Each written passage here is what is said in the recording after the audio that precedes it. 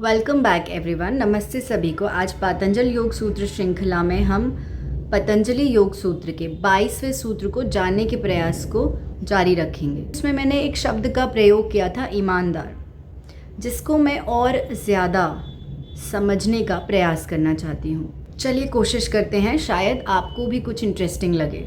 जैसा कि आप सभी को अब तक पता होगा कि पतंजलि योग सूत्र में 4 अध्याय हैं। पहला अध्याय है समाधिपाद, दूसरा अध्याय है साधनापाद, तीसरा अध्याय है विभूतिपाद और चौथा अध्याय है कैवल्यपाद। तो अभी जो हम 22वां सूत्र पढ़ रहे हैं वह समाधिपाद का 22वां सूत्र है। चलिए अब टॉपिक पर आते हैं, जो है ईमानदारी। आप सभी सोच रहे होंगे, जो मेरे मन में भी आ रहा था, कि मैं ये पढ़ तो रही हूँ और बता भी रही हूँ और समझ भी रही हूँ, लेकिन इससे असल ज़िंदगी का क्या लेना देना है? जो गृहस्थ जीवन हम जीते हैं, घर घर खेलते हैं, उसका इस समाधि को प्राप्त करने की इच्छा से क्या लेन देन है? क्योंकि हम बहुत क्लियर हैं कि हम घर घर खेलना चाहते हैं, हम समाधि में नहीं जानना चाहते, हम योगी नहीं बनना चाहते, हम साधु नहीं बनना चाहते, हम संत नहीं बनना चाहते, हम घर घर खेलना चाहते हैं। तो हम क्यों पढ़े पतंजलि योग सूत्र? तो हमें क्या ज़रूरत पतंजलि योग सूत्र की?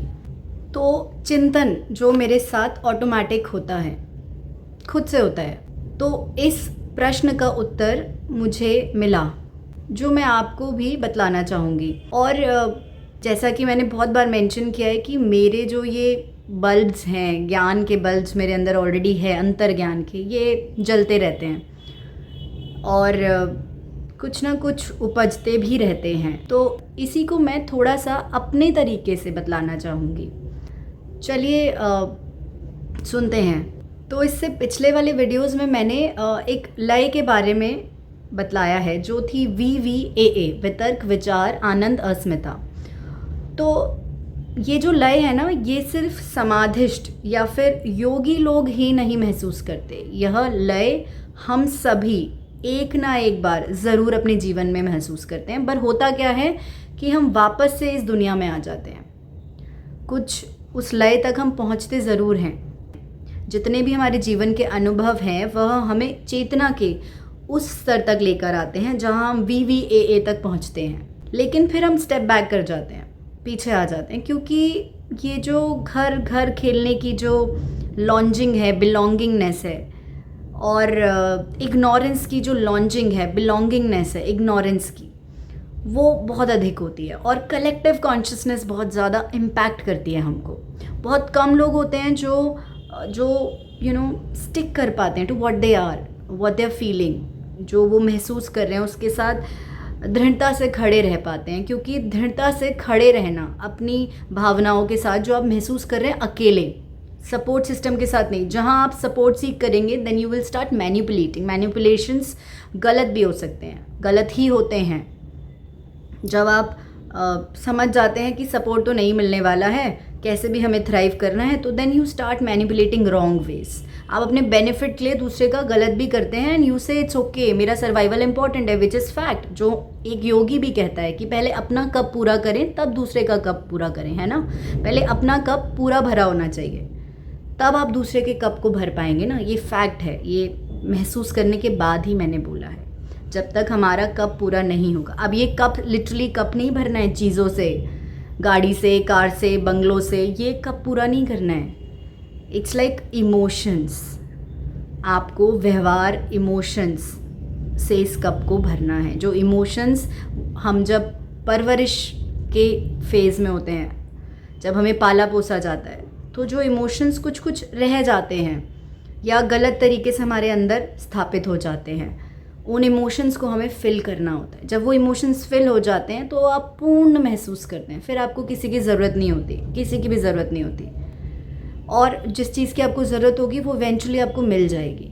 तो coming back to the topic, ईमानदारी पतंजलि योग सूत्र और हमारा मन को घर घर से जोड़ूंगी इसमें समझाने के लिए। कैसे कि जैसे कि हम सभी जो घर घर खेल रहे हैं, गृहस्थ आश्रम को निभा रहे हैं, हम सभी अपने मन के प्रति यदि ईमानदार नहीं होंगे तो हो ही नहीं सकता कि आपको कोई बीमारियां ना हो।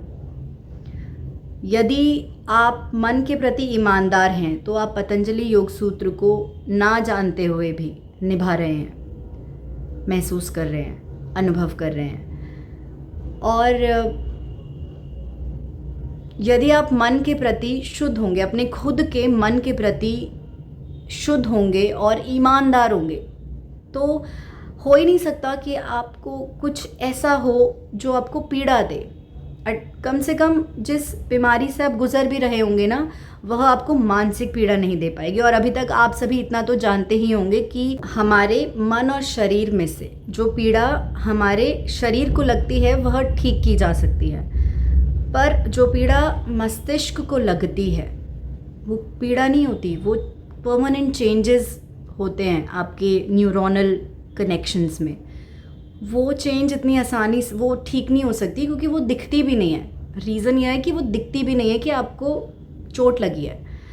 आप सोचते हैं कि ये तो मेरा मन है, अरे ऐसा ही तो होता है, आप ऐसे सोचते हैं, बट आपको समझ नहीं आता कि वो जो कनेक्शंस हैं वो आपको रियलिटी से दूर कर रहे हैं, वो आपको वास्तविकता से दूर कर रहे हैं। वो जो आपको अंदर महसूस होता है ना, वो जो कहते हैं अंदर महसूस होता है, उस आवाज़ को हम बार बार चुप कराते हैं, उन इमोशंस को हम कहते हैं भाई चुप रहो, क्योंकि हमें एडजस्ट करना है 4 लोगों के साथ, हमें उनके साथ घर घर खेलना है, हमें उनके साथ भैया भैया खेलना है, दीदी दीदी खेलना है, मम्मा मम्मा खेलना है, हमको ये सब खेलना है। तो हमको उस आवाज़ को नहीं रोकना है, क्योंकि आप सबके लिए यहाँ जीने नहीं आए हैं, ये समझ लें। आप अपना कब भरने आए हैं, ये क्लैरिटी रखें।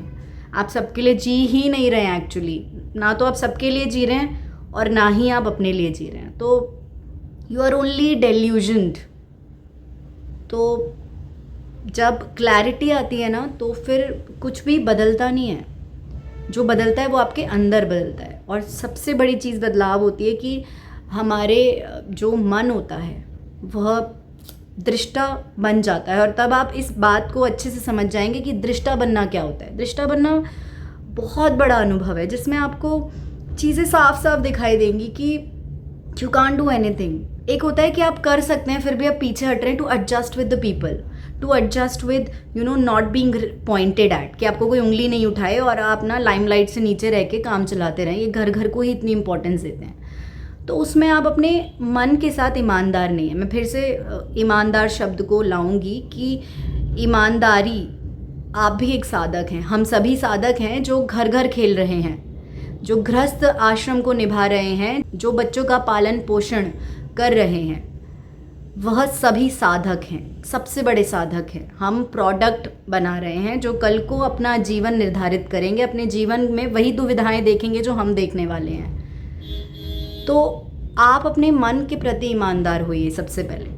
तो ये मत समझिए कि पतंजलि योग सूत्र, समाधि और ये लय, विचार, वितर्क, आनंद और अस्मिता, ये सिर्फ साधक या योगियों के लिए, यह हम सभी के लिए। और हम साधक हैं, हम साधक हैं, हम सभी साधक हैं। हम कितने अच्छे से टारगेट अचीव कर रहे हैं, एवरी डे अपना सक्सेसफुल बना रहे हैं, तो लेकिन आप देखिए सक्सेसफुल जो आप बना रहे हैं वो क्या सच में सक्सेसफुल है? चिंतन, फिर यहाँ आ जाता है चिंतन। और उसका रिज़ल्ट क्या होगा? क्या वैसा ही एक अडल्ट जो आप हैं वैसा ही एक अडल्ट बनेगा? तो यदि आप अपने सोचने के तरीके में बदलाव नहीं लाएंगे, बदलाव नहीं लाना है, एक्चुअली चिंतन करना है। जो भी चीज़ें हो रही हैं उसको सोसाइटी के साथ एडजस्ट नहीं करना है, लोगों के साथ एडजस्ट नहीं करना है, अपने साथ एडजस्ट करना है। अपने साथ जिस दिन आप समझेंगे, खुद के मन को समझेंगे, और जब आपको क्लैरिटी आएगी, चीज़ें शायद छूट जाएंगी, बहुत लोग छूट जाएंगे, बहुत कुछ होगा, बट जो प्रसन्नता आती है ना, वो बहुत अद्भुत होगी। और वो जो समझ है, सिर्फ ये लाइन कि आप दृष्टा हैं, अभी आपको ना सिर्फ लॉजिकली समझ आ रहा होगा, आप यहाँ तक भी पहुँच जाएंगे बुद्धि के स्तर पर कि हाँ हम तो दृष्टा हैं।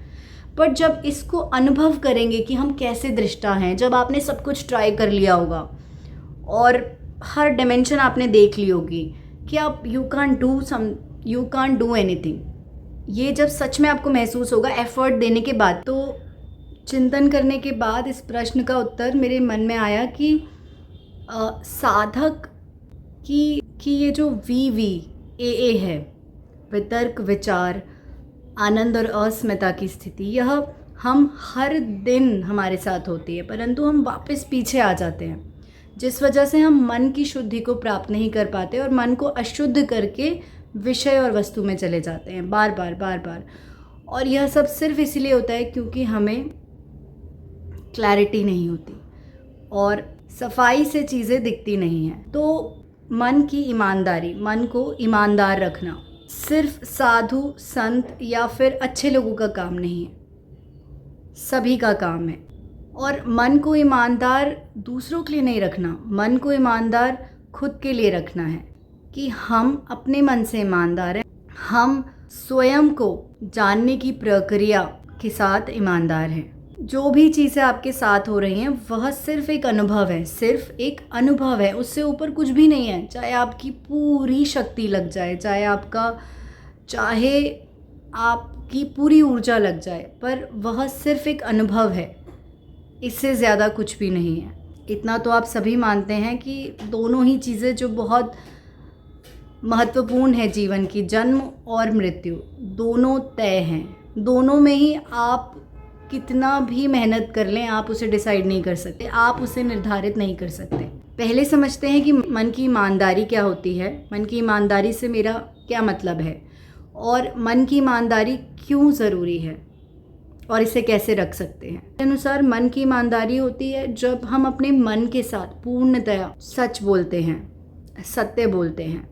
यदि हमारा मन हमें कुछ महसूस करा रहा है, कुछ तरीके से हम महसूस कर रहे हैं, कुछ घुटन हम महसूस कर रहे हैं, कुछ बहुत ज़्यादा प्रसन्नता हम महसूस कर रहे हैं, जो भी हमारे साथ हो रहा है, वह जो अनुभव हमें महसूस हो रहे हैं, वह जो भावनाओं से हम गुज़र रहे हैं, हम उसके साथ पूर्णतया सत्य स्वीकारते हैं। हम उसे छोड़ नहीं देते इग्नोरेंस बकेट पे, बल्कि हम उस पर चिंतन करते हैं। चिंतन तब तक करते हैं जब तक हमें सफाई से दिखाई नहीं देता कि जो हम महसूस कर रहे हैं और जो असली में हो रहा है, और हमारी रियलिटी के पर्सपेक्टिव में, दूसरे की रियलिटी के पर्सपेक्टिव में, इस तरीके से हम चिंतन को वैल्यू नहीं करते हैं, तब तक हम अपने मन के साथ ईमानदार नहीं हैं।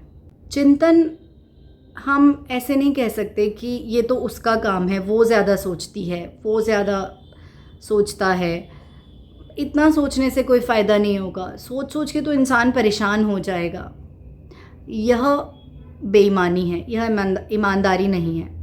बेईमानी क्यों है? क्योंकि आप यह कुछ व्यक्तियों की बकेट में डाल दे रहे हैं कि ये तो इन व्यक्तियों का काम है, हमारा नहीं है, क्योंकि हमें तो ऊंचा पद पाना है, हमें तो एडजस्ट करना है, हमें तो इस गेम में इन रहना है, घर गृहस्थी के एक पिक्चर जानी चाहिए कि हम ऐसे हैं, हमें तो इस इमेज के साथ ऑन रहना है। असली में हमारे साथ कुछ भी हो रहा हो, बट बाहर से एक कांस्टेंट पिक्चर बननी चाहिए जो हमें एक पीस देगी कि हाँ हम ऐसे दिखते हैं। तो इस तरीके से आप चिंतन करें, तब हम ईमानदार हैं अपने मन के साथ। और ये सिर्फ गहरी सोच वाले व्यक्तियों का काम नहीं है, तो यह काम चिंतन का ईमानदारी दर्शाता है, ना कि कुछ व्यक्तियों का काम बतलाता है। बेसिक खाना पीना, अपने लिए वस्तुएं अर्जित करना सिर्फ भोगी या गृहस्थ लोगों का काम नहीं है, साधु संत भी यह करते हैं, बट वह उसे चिंतन के साथ करते हैं। तो ये चिंतन करें कि किस चीज़ में हमें रिक्वायरमेंट तक एफ़र्ट देना है, किस चीज़ पर हमें ज़्यादा एफ़र्ट देना है। और ये जो क्लैरिटी जिसको आ जाती है ना, उसके बाद सब कुछ आ जाती है, सारी वेल्थ आ जाती है, क्योंकि that person gets in synchronisation with the universe, higher consciousness. और इस वजह से क्या होता है, क्योंकि बहुत छोटी सी उम्र से ये जो आदत है बैठ जाती है कि दूसरे को बुरा ना लग जाए, तो फिर हम कभी सही तरीका भी नहीं सीख पाते कि हम अपनी बात को कैसे रखें। हम सही हैं, हम सही महसूस कर रहे हैं, बट उस बात को रखें कैसे? या तो सिर्फ चिल्लाकर बोलना आता है या फिर सिर्फ रोना आता है, समझ ही नहीं आता अपनी बात को रखें कैसे।